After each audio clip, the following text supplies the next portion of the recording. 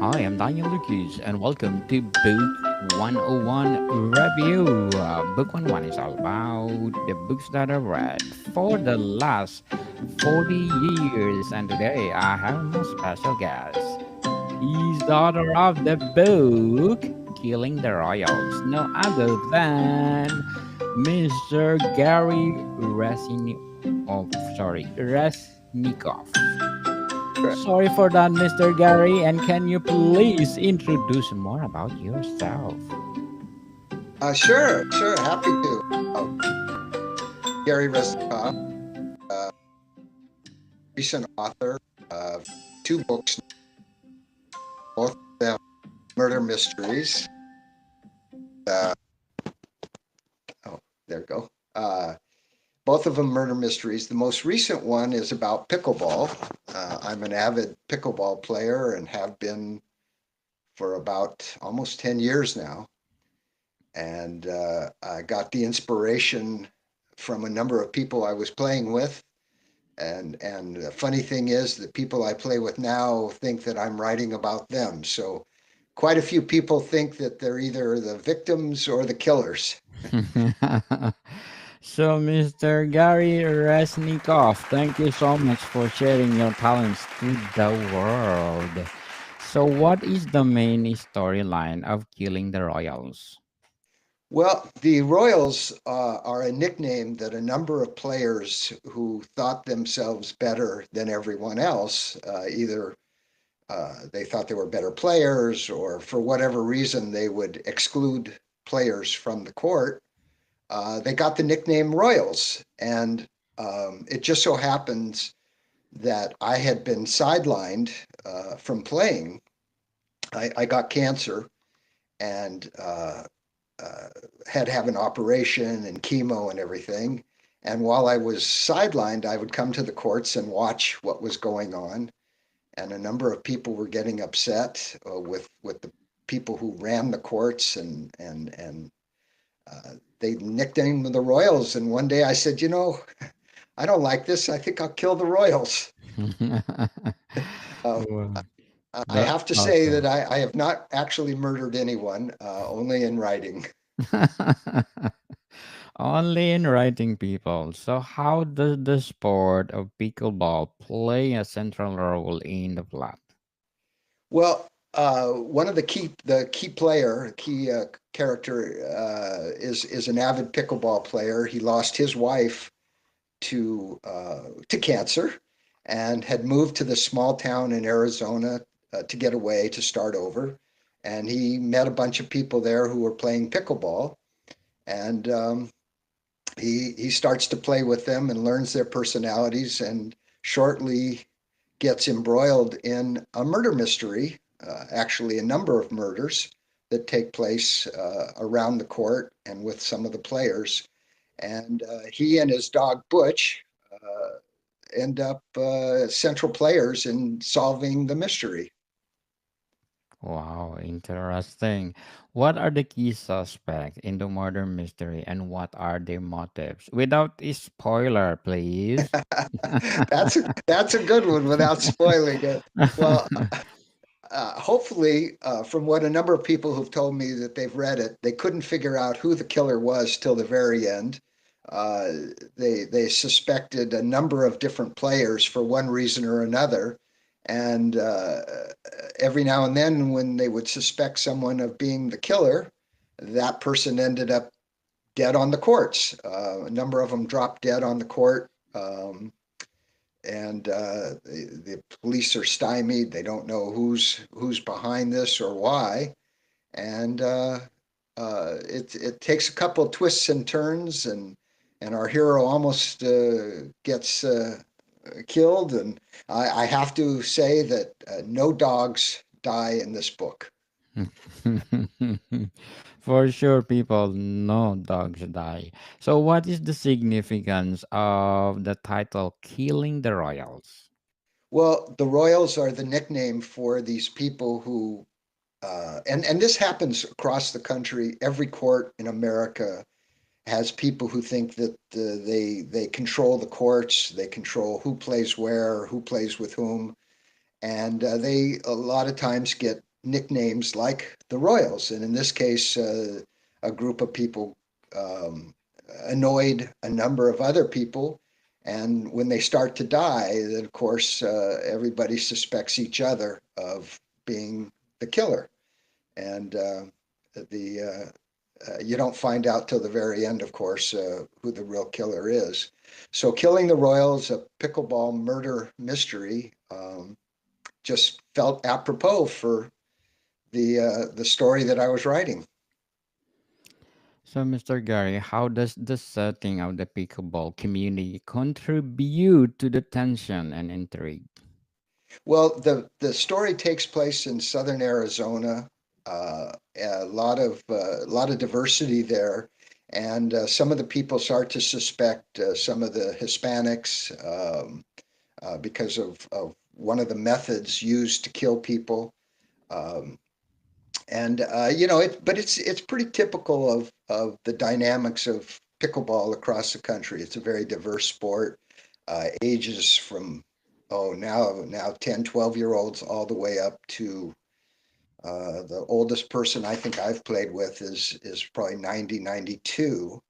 uh, and so you get a very diverse group of people who pick up the game, and it's mostly fun and games. But I have to tell you, there's a lot of drama that takes place on the pickleball court now.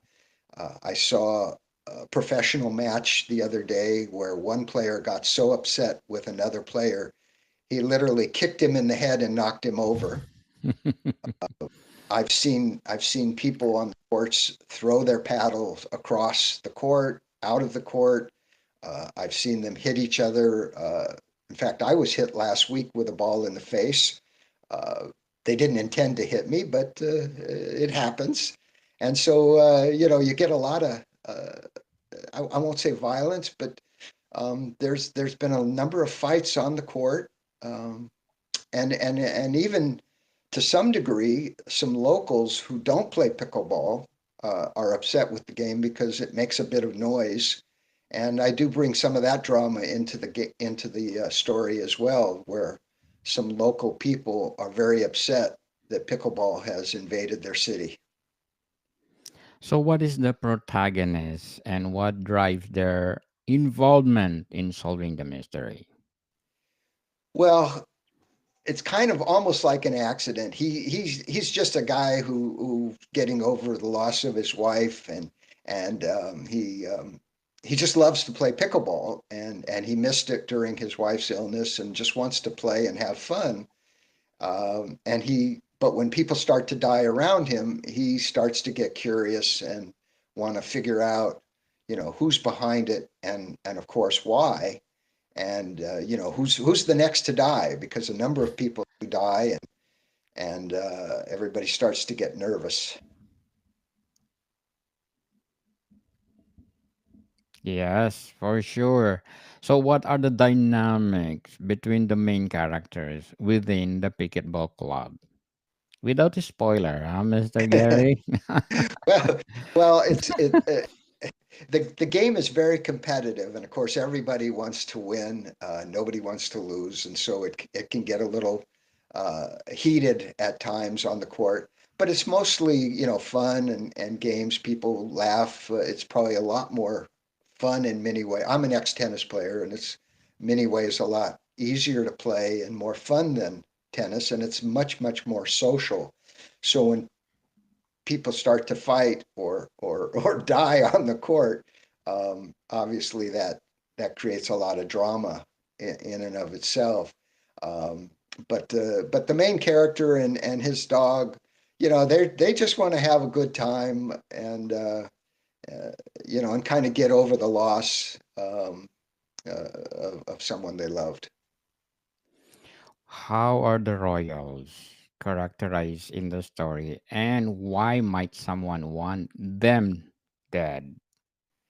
Well, a lot of people have a lot of egos, and when someone starts to, one common thing on the courts is when someone gets to a certain level. Everybody starts off as a beginner, but when someone gets to a certain level, they only want to play with people at their level or above because they don't think they'll get better. And so they start to exclude people from the court. They say, well, we're going to play another game. You should find someone your own ability. A lot of excuses like, well, we're training for a tournament, so we don't want to let you on the court.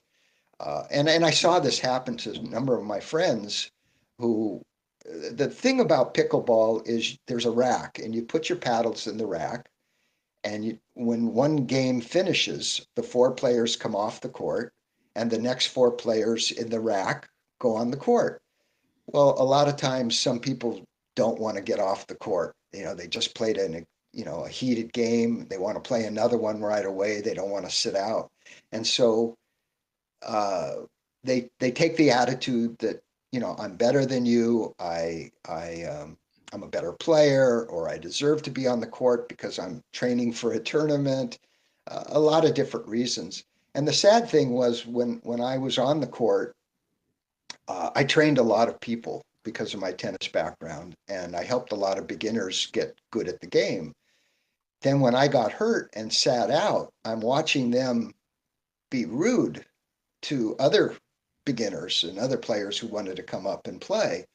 And it just rubbed me wrong. I mean, I spent hours for free, never charged anyone to help them with their game. Mm. And and so it kind of was very annoying to me. And then when I recovered from my cancer and my surgery, I came back as a left-hander. I was no longer able to play right-handed, and I was literally a beginner at the game. I mean, I knew the game, the rules and strategy, but as a new left-hander, I was terrible. And I would just go there and try to hit a few balls and practice by myself. And some people that were Royals invited me on the court, and I said, I really can't play at your level yet. I need a few more months. I mean, I've never been a left-hander. And they said, no, no, no, come on the court. So I'd get on the court, and when they would hit a ball past me or hit me or beat me, they would literally cheer. And I felt like a handicapped person out there, and I thought, gee whiz, you guys are cheering when you beat the handicapped guy. And I was so offended by that. And I said, what do you steal candy from babies too? Um, and so it just felt natural to write about it. But I embellished quite a bit, and I changed everybody's names, and I didn't mean to insult anyone in particular. And that's why it's so amusing to me now to meet people where I live now and play with them, and they'll go, was I inspiration for this or that character? And of course, I didn't know them yet, so they couldn't have been an inspiration. But it's just funny that people recognize those traits uh, in themselves and in other players that they know in the characters in my book. It's Well, kind of gratifying. yes. Well, Mr. Gary, according to what I heard, left handler are genius people. Einstein is a left handler. Well, I don't fit that character. I still think like a right-hander on the court at times, and I'm Yes. trying to write my name right. I'm trying to relearn to write right-handed, um, because when I write left-handed, I look like a 5-year-old. But I've become, somewhat proficient as a lefty on the court, and the better players can beat me, but I give them a challenge now. Yes. So, are there any characters who provide comic relief in an otherwise suspenseful narrative? Oh, absolutely. I'm a big one for humor, and of course, my main character has some funny thoughts, and he has a dog that just everybody loves, no matter where he goes with him, and so yeah, I like to bring that to it, and I am working on a sequel in another town. But I'm a little slow writing it. But hopefully, sometime next year, I'll finish the sequel, and we'll have some more pickleball drama. Looking forward for that sequel, Mr. Gary. And how does the book explore themes of rivalry and competition in the sports?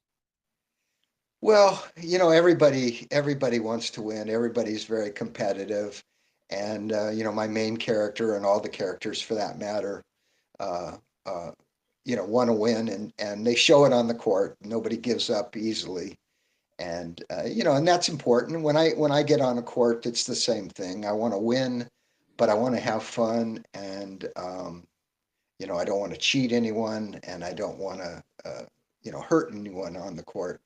But everybody's competitive, and so it's true to the sport in that respect. Definitely. So, Mr. Gary, what will be your advice for those aspiring writers out there? Well, that's a good one. This is my second novel. My first novel was also a murder mystery but that one took place in Denver, around a radio personality. And one day I just got inspired and said, geez, somebody should write a book about radio personalities and, of course, murder. And and I did. And for me, when I was writing before my cancer, before it was a little easier because I could type with both hands. Later, when I could only type with one hand, it became difficult. But what I made myself do was sit down and write for at least a half an hour or an hour every day, goal in mind, 2 or 3 pages, with the intent that if I just knocked out 2 or 3 pages a day, eventually there'd be a 300 or 400 page novel. And I think that's the key. The other thing that I found was just get the story down, just keep writing. It can always be edited and fixed later, but don't try to be perfect. I'm not a great writer. I'm not, uh, you know, uh, uh, a literary giant in any stretch of the imagination, but I think I'm a decent storyteller, and I think that that was what was important: is get the story down, have fun with it.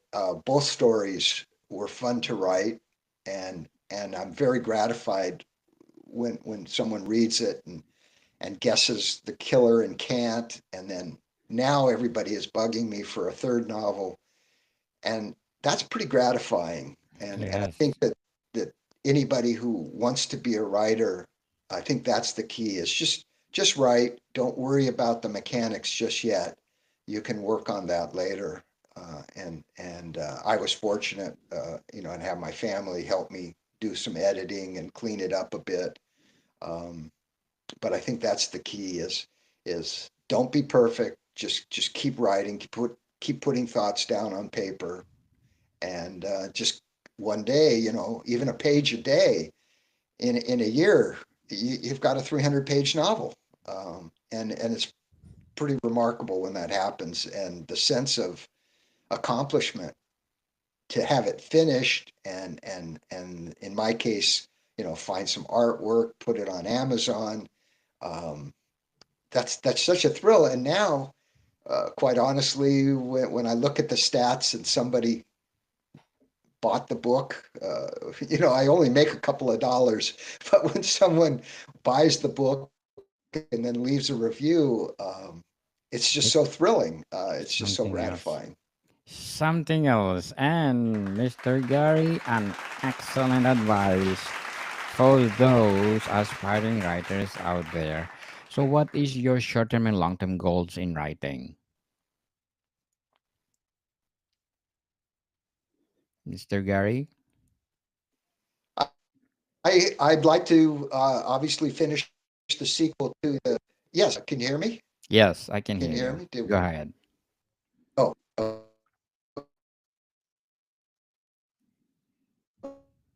Oh, yeah, I'd like to finish the sequel to and then I had to start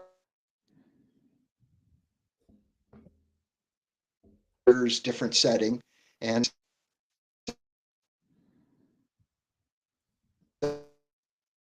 sell 1 million copies. I'd love it. But hopefully in the next few years, I can write 5 or 6 more novels and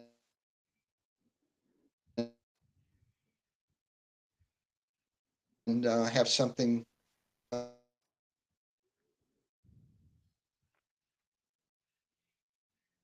they're recognized as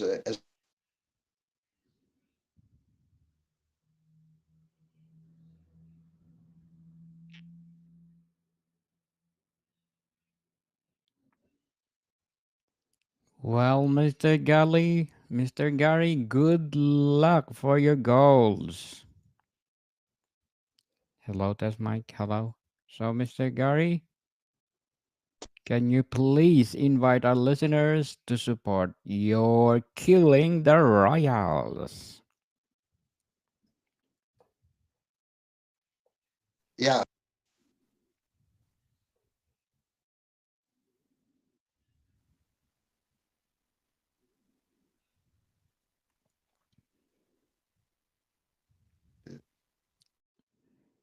I think there's something wrong with our connection. Daniel? Yes, go ahead, Mr. Gary. Can you please invite our listeners to support your Killing the Royals? Yeah, of course.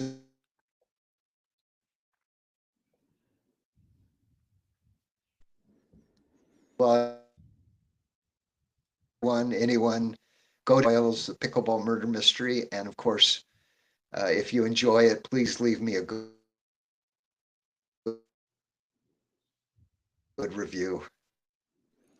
Yes, people, let's support Mr. Gary because if you support him, more novels to come. We're looking forward for the sequel of Killing the Royals, Mr. Gary.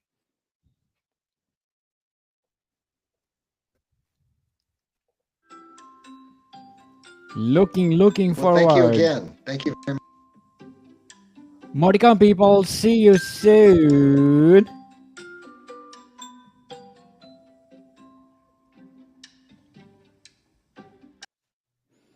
So, Mr. Gary, you are most welcome to come back next year. I'm inviting you again, and